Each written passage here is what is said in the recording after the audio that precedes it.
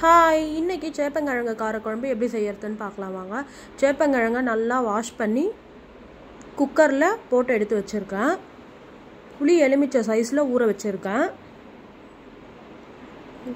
ஒரு பெரிய தக்காளி, ஒரு 10 பல் பூண்டு எடுத்து வச்சுருக்கேன். 2 பெரிய வெங்காயம் கட் பண்ணி எடுத்து வச்சுருக்கேன். இப்போ இந்த சேப்பங்கிழங்கை நல்லா ஒரு 3 விசில் விட்டு எடுத்துருக்கேன். நல்லா வெந்து வந்துடுச்சு பாருங்கள். இப்போ இதில் நம்ம தோலெல்லாம் எடுத்து வச்சுக்கலாம். தனியாக தோலெல்லாம் எடுத்துகிட்டு இந்த மாதிரி எடுத்து வச்சுருக்கேன். இதை நம்ம எந்த ஷேப்பில் வேணும்னாலும் கட் பண்ணி எடுத்துக்கலாம். நான் நீல வாக்கில் கட் பண்ணி எடுத்துருக்கேன். ஒரு சட்டி பற்ற வச்சுக்கிறேன். 4 ஸ்பூன் ஆயில் போட்டுக்கிறேன். கடுகு உளுத்தம் பருப்பு போட்டுக்கிறேன். பொரிஞ்சதும் வெந்தயம் போட்டுக்கலாம். சீரகம் 1 ஸ்பூன் போட்டுக்கலாம். பூண்டை நசுக்கி இதில் போட்டுடுறேன். கட் பண்ணி வச்சுருக்க வெங்காயத்தை சேர்த்துக்கலாம். வெங்காயம் நல்லா பொன்னிறமாக வதங்கணும். தக்காளியையும் சேர்த்துக்கலாம்.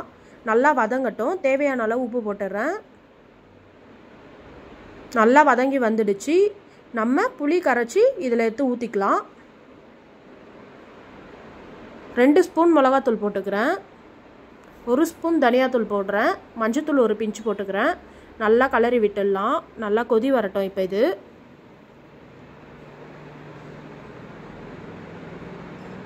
சூப்பராக இருக்கும் டேஸ்ட்டு. நல்லா கொதி வருது. இந்த சமயத்தில் நம்ம கட் பண்ணி வேக வச்சு எடுத்து வச்சுருக்க சேப்பங்கிழங்கு எடுத்து சேர்த்துடலாம். மூடி போட்டு ஒரு 5 நிமிஷம் கொதிக்க விட்டுருக்கேன். நல்லா கொதிச்சிடுச்சு. திக்காவும் ஆயிடுச்சு. எண்ணெய்லாம் பிரிஞ்சு வெளியில் வந்திருக்கு பாருங்கள். இப்போ இறக்கிட்டு உங்களுக்கு காமிக்கிறேன். ரொம்பவே சூப்பரான சேப்பங்கிழங்கு காரக்குழம்பு ரெடி.